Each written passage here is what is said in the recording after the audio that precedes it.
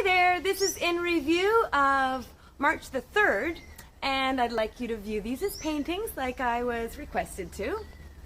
Blinding heat divides day from night, brands short shadows into fecid soil.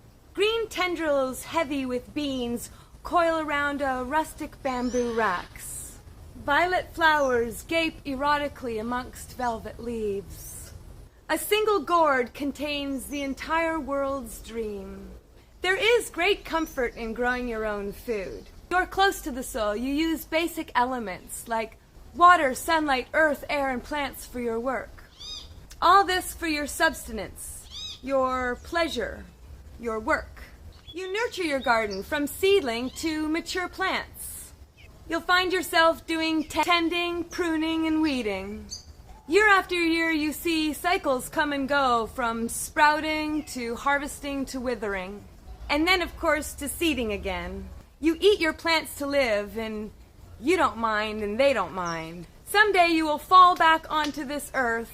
You will fall back onto the sun-baked dirt. And you will become food for the plants. It's the way of life, and it's very agreeable. Those who follow the knowledge of nature say that reality is like a series of nestling circles or cycles.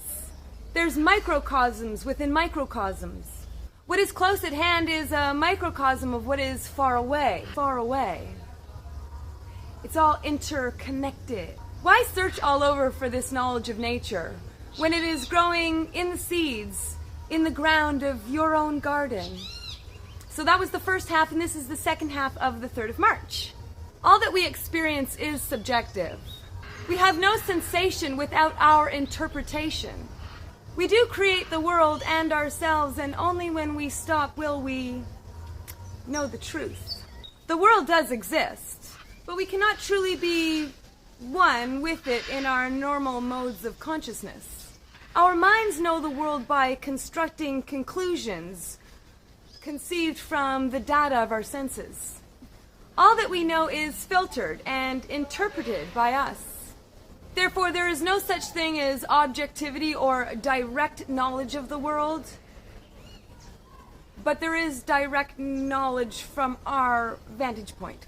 Everything is relative because we are each condemned to our particular vantage point.